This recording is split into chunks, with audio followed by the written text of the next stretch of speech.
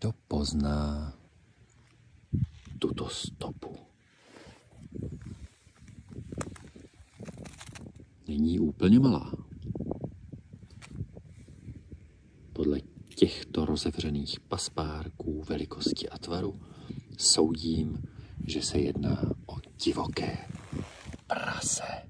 Naše české lesy jsou poměrně dost bezpečným místem a člověku v nich v podstatě nic nehrozí.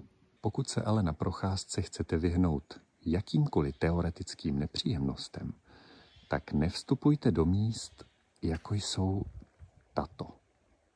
A už vůbec tam nevpouštějte své psy. Bachyně divokých prasat mají právě v tomto období mláďata a na takovýchto místech se s nimi rádi schovávají. A nemají v lásce, když je tam někdo ruší.